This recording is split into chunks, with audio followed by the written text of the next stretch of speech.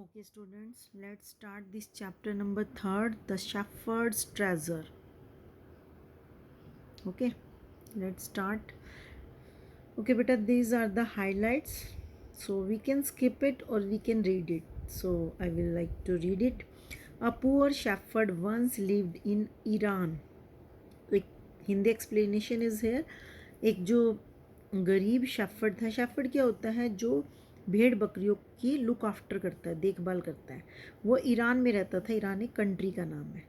दो अनएजुकेटेड, यद्यपि यद्यपि दो कि यहाँ तक कि वो अनएजुकेटेड था, बिना पढ़ा लिखा था, उसने कोई पढ़ाई लिखाई नहीं की थी. ही वॉज वेरी वाइज, वो बहुत बुद्धिमान था और हेल्पफुल था. The king decided to meet him in disguise. जो राजा था ना ईरान का, उसने उससे मिलने की सोची, डिसाइड किया उससे मिलना इन डिसगीज. डिसगीज होता है जैसे खुशी के मारे उसकी चारों तरफ जैसे प्रशंसा हो रही थी, उसका नाम फैला हुआ था, उसके कारण किंग ने उससे मिलना ज़रूरी समझा. और डिस्गीज होता है कि जैसे देश में तुम जा रहे हो, जैसी जगह पर तुम जा रहे हो, उसी के कपड़े बदल लेना. मतलब कि क्या से कहे कि वो भेस बदल कर गया. अपना जो किंग था ना, वो किंग के कपड़े पहनकर नहीं गया, वो आम आदमी बनकर गया. उसी तरह का जो कि वो शेफर्ड था, उसके आसपास लोग रहते थे, ठीक है, ताकि वो उसे पहचाने ना कि वो राजा हो. वो नॉर्मल पीपल बन के उससे मिला. In a village in Iran there once lived a shepherd. एक ईरान के एक गांव में एक शेफर्ड रहता था. ही वॉज वेरी पुअर, गरीब था. He did not have even a small cottage of his own. उसकी अपनी खुद का कोई घर भी नहीं था. यहाँ तक कि he had never been to school, वो कभी भी स्कूल नहीं गया था. और learn to read and write, और उसने कभी भी पढ़ना और लिखना नहीं सीखा था. For there were very few schools in those days. क्योंकि फॉर, यहाँ पर फॉर का मतलब क्योंकि है, तो बहुत बार फॉर का मतलब क्योंकि होता है. क्योंकि उन दिनों जो शहर थे, गांव थे, उनमें ज़्यादा स्कूल नहीं थे, कुछ ही स्कूल थे. फ्यू मतलब कुछ ही. दो poor and uneducated, this shepherd was very wise. गरीब और बिना पढ़ा लिखा होते हुए भी वे जो शेफर्ड था वो काफ़ी बुद्धिमान था. He understood people sorrows and troubles. वे लोगों के दुख दर्द को, मुसीबतों को समझता था. And help them face their problems with courage and common sense. और लोगों की मदद करता था कि वो अपनी प्रॉब्लम्स को सामना करे साहस के साथ, ब्रेवरी के साथ. और एक कॉमन सेंस होती है ना अंडरस्टैंडिंग की, कि कोई भी प्रॉब्लम क्यों ना हो, उसका हल तो निकल ही जाता है, सोल्यूशन तो होता ही है, थोड़ा सा सोचने की ज़रूरत है. Many people came to him for advice. उसके पास बहुत सारे लोग आते थे सलाह लेने. Soon he became famous for his wisdom and friendly nature. जल्दी ही वह फेमस हो गया, चारों तरफ उसका नाम हो गया, उसकी बुद्धिमत्ता के लिए, उसकी इंटेलिजेंसी के लिए और उसके अच्छे नेचर के लिए, एक मिलनसार नेचर के लिए. The king of that country heard about him. उस देश के राजा ने उसके बारे में सुना. And thought of meeting him, और उसके से मिलने के बारे में सोचा. डिसगिज्ड एज ए शेफर्ड. डिसगिज्ड वही भेस बदलना, अपना रूप रंग चेंज कर लेना, अपना पहनावा चेंज कर लेना, ताकि वो किंग ना लगे, एक नॉर्मल पीपल लगे. तो उसने कौन सा वेश चेंज किया? शेफर्ड का. कि जैसे वो शेफर्ड से मिलने जा रहा है, तो शेफर्ड का ही उसने करेक्टर चेंज कर लिया. And riding on a mule one day the king came to cave where the wise.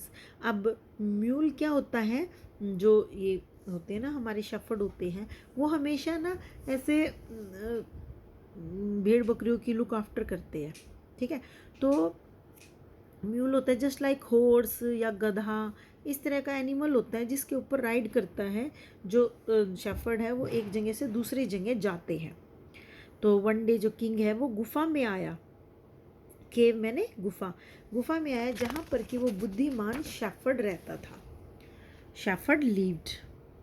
As soon as the shepherd saw the traveller coming towards the cave. जैसे ही उस शेफर्ड ने, जो गरीब वाला शेफर्ड था, उसने उस ट्रैवलर होता है यात्री, क्योंकि जो किंग था वो भेस बदल कर आया था शेफर्ड का, लेकिन वो यात्री तो हुआ ना, तो जो रास्ते में से आता जाता है, तो आते हुए यात्री को देखा कि वो गुफा की तरफ आ रहा है. ऐसा गरीब वाले शेफर्ड ने देखा. ही रोज टू वेलकम हिम. अब क्या है, राइज का सेकंड फॉर्म है रोज, वो उठा उसका स्वागत करने के लिए।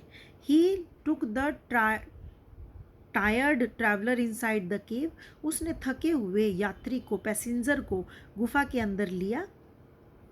Gave him water to drink, उसे पानी पीने को दिया। And a share of his own meagre meal, और अपना जो खाना है उसे उसने शेयर किया। मिग्री क्या होता है, हल्का फुल्का, मतलब देखो कच्चा पक्का या हल्का फुल्का, क्योंकि वो तो बहुत गरीब था तो उसने वो भी खाना उससे शेयर किया। The king rested for the night in the cave and was greatly impressed by the shepherd's hospitality and wise conversation। जो किंग था वो पूरी रात उस गुफा में रुका और वो बहुत ज़्यादा इम्प्रेस था, प्रभावित था शेफर्ड के, जो पुअर वाला शेफर्ड था। हॉस्पिटैलिटी होती है, कोई भी अगर आपके घर गेस्ट आए या रास्ते में आपको मिल जाए, उसकी देखभाल करना, उसे अच्छे से वेलकम करना, उसकी उस देखभाल के लिए बड़ा खुश था, इम्प्रेस था। और जो उसने बुद्धिमत्ता वाला कॉन्वर्सेशन होता है, बातचीत, इंटेलिजेंस, जो बातचीत उसके साथ की, उससे वो राजा बड़ा ही प्रभावित था। तो ये फिर से हाईलाइट है, तो हम यहाँ पर इसको स्किप कर सकते हैं। Moving on we have, though still tired the king decided to depart the next morning. Though still tired, यद्यपि वो अभी भी थका हुआ था, जो किंग था वो अभी भी थका हुआ था, लेकिन किंग ने ये डिसाइड किया कि वो अगली सुबह यहाँ से चला जाएगा। डिपार्ट होता है यहाँ से निकल जाना, चले जाना, departure. He said many thanks for your kindness to a poor traveller. He said, उसने बोला many thanks for your kindness to a poor traveller. तो उसने सोचा ये शेफर्ड भी एक ट्रैवलर ही है भाई, इधर उधर घूम रहा है, तो राजा ने उसे बहुत सारा थैंक यू बोला उसकी दयालुता के लिए। I have a long way to go, मुझे एक लंबे रास्ते पर जाना है। परमिट मी टू लीव, मुझे जाने की इजाज़त दो, राजा ने उसे कहा। Looking straight into the eyes of his guest the shepherd replied, अपनी आँखों, अपने जो गेस्ट था, जो राजा उसका गेस्ट था, उसकी आंखों में एकदम सीधा देखते हुए जो पुअर वाला शेफर्ड था उसने रिप्लाई किया, थैंक यू योर मैजेस्टी, धन्यवाद आपका, मेरे मैजेस्टी होता है मेरे हजूर। जैसे पहले क्या होते थे कि राजा महाराजाओं के टाइम में जो भी गेस्ट या बड़ा होता था उसे जी हजूर कहकर बोलते थे, तो मैजेस्टी यानी मेरे हजूर। For paying me the compliment of a visit, किस लिए कि भाई तुम यहाँ पर आए, घूमने देखने आए और आपने मेरी तरफ ध्यान दिया और मुझे कॉम्प्लीमेंट दिया, इसके लिए आपका भी thank you. The king was astonished as well as pleased, जो किंग था, एस्टोनिज्ड होता है बड़ा हैरान होना, खुशी के मारे हैरान होना, और मतलब एक अंदर से खुश हो जाना कि भाई ऐसे भी लोग हैं इस दुनिया में, और वो बहुत ज़्यादा खुश भी था और हैरान भी था। He is Indeed very wise, और वो अपने अंदर, मन के अंदर कह रहा था कि ये जो पुअर शेफर्ड है वो सच में, वास्तव में, इंडीड है, रियली में बहुत ही बुद्धिमान है। He thought to himself I need people like him to work for me, वो अपने आप सोच रहा था, अपने अंदर सोच रहा था कि मुझे ऐसे ही लोगों की ज़रूरत है जो मेरे लिए काम करे, ठीक है। And the king appointed this humble shepherd the governor of a small district, और जो किंग है उसने इस हम्बल यानी कि बहुत ही पोलाइट नेचर वाले नर्म शेफर्ड को अपने एक छोटे से डिस्ट्रिक्ट का गवर्नर जो है वो अपॉइंट कर दिया, यानी उसने उसको जॉब पर रख लिया, और वो भी बहुत बड़ी जॉब पर। Although he rose to power and dignity the shepherd remained as humble as ever, यद्यपि जो वो था, ये जो पुअर वाला शेफर्ड था, उसे अब पावर मिल गई थी, यानी कि वो गवर्नर है, किसी से भी कुछ भी कह सकता है, उसे कोई पैसे की कमी नहीं, सब उसे सैल्यूट करते हैं, सब उसका कहना मानते हैं, उसके पास पावर भी थी, और डिग्निटी यानी चारों तरफ उसका यश फैला हुआ था कि भी सब लोग कहते हो गवर्नर है भाई ये तो एक डिग्निटी थी। द शेफर्ड अभी भी उतना ही हम्बल, उतना ही नर्म और नाइस नेचर का था जितना वो पहले था। People loved and honoured him for his wisdom, लोग उससे प्यार करते थे, उसका सम्मान करते थे, रिस्पेक्ट करते थे उसकी इंटेलिजेंसी के लिए, सिंपैथी, करुणा के लिए, प्यार के लिए, अच्छाई के लिए। He was kind and just to one and all, वो बस बहुत दयालु था और वो सब के लिए, एक नहीं सब के लिए दयालु था, बहुत अच्छा था। His fame as a fair and wise governor soon spread throughout the country. उसका जो नाम था ना भी, वो बहुत अच्छा है, बुद्धिमान है, गवर्नर है, ऐसा पूरी कंट्री में बहुत जल्दी फैल गया उसका नाम। Now the governors of the other provinces grew terribly jealous of him and began to talk to the king against him.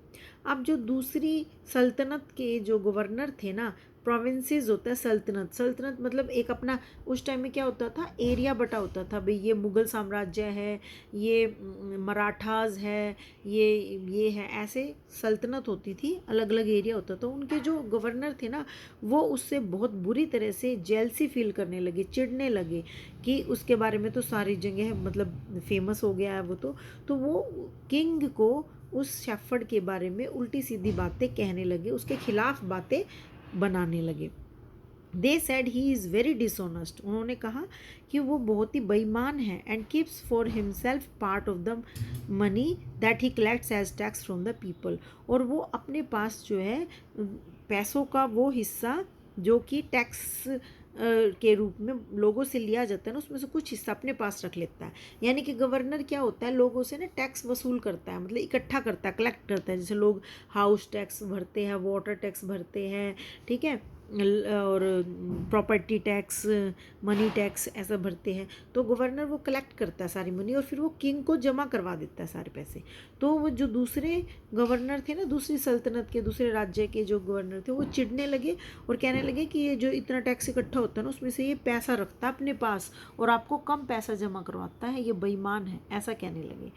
Why did he always carry with him, they added an iron chest, और इसीलिए उन्होंने कहा कि वो क्यों अपने साथ एक हमेशा लोहे का बक्सा साथ रखता है। उन्होंने ये भी ऐड किया, ये भी जोड़ा इसी बात में कि क्यों रखता है वो अपने साथ एक लोहे का बक्सा।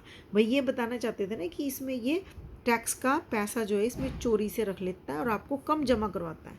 Perhaps he carried in it the treasure that he had secretly collected, शायद वो इसके अंदर वो खजाना रखता है जो उसने चोरी से, गुप्त रूप से, सीक्रेटली होता है बिना बताए, गुप्त रूप से इकट्ठा किया है। यानी कि क्या लोगों से उसने ले लिए, मानो कि 5,000 रुपये, 5,000 रुपीज़ ले लिए, लेकिन उसने 4,000 जो है किंग को जमा करवाए, बाकी 1,000 अपने पास रख लिए। ऐसा होता है सीक्रेटली, बिना बताए पैसा रखना। Okay, now we will start next part with next portion of the story. So bye bye, stay tuned.